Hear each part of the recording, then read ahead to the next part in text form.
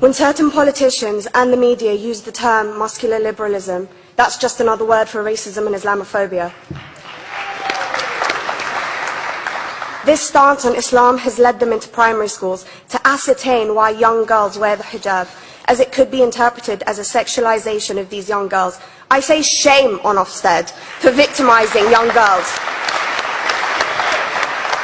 for choosing to wear religious articles of clothing. There is no such measure made for other religions or other articles of religious wear. This stance has other ramifications. It signals to the British public and emboldens groups such as EDL, BNP and other fascist and racist groups that women are oppressed by Islam, are made insubordinate to the men that supposedly force them to wear it, and that it is the job of the British state to liberate us. We reject this imperialistic saviour thinking.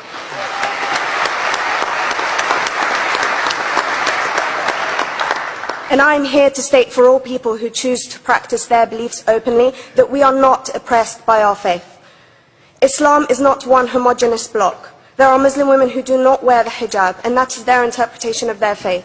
The Quran beautifully states, La ikraha fid din, which translates to, there is no compulsion in religion.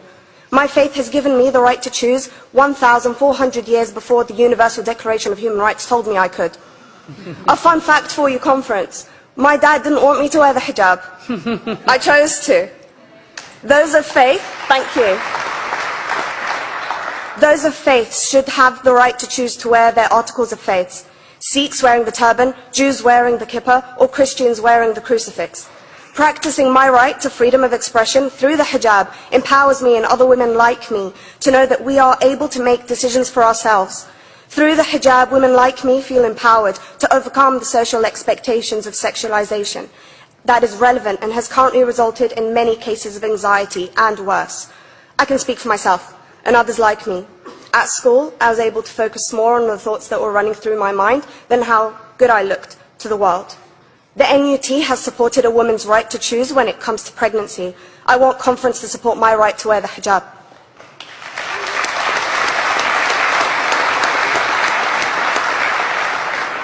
How I choose to practice my faith is clearly displayed for all to see. This makes me the target of hate crime. The level of racist attacks on Muslim women is disproportionate to any other oppressed group in British society because we are an easy target.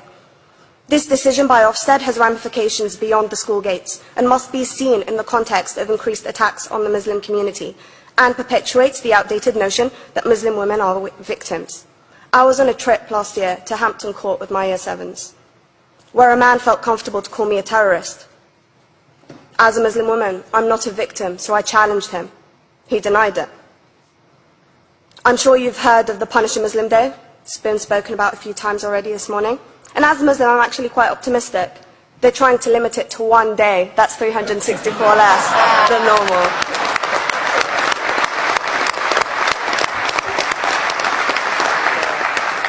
But let's be clear, conference. Islamophobia and other forms of racism affects non-Muslims too. If we don't challenge this stance as a collective, we may turn into a society like France, where women are forced by the law to choose between their faith and their education, their faith and their right to work in the public sector, their faith and their right to enjoy a day out by the seaside with their families. I want to end by stating that I came to this country as an 8-year-old refugee. We are Palestinians, forced out of our land in 1948. We lived in third world conditions, similar to those in Calais for 60 years. Here, I received the support I needed to study law at university and become a secondary school citizenship and PSHE teacher and a school rep. An injury to one is an injury to all, and I want to thank the Union for its stance on all oppressed groups, in particular mine, Palestine.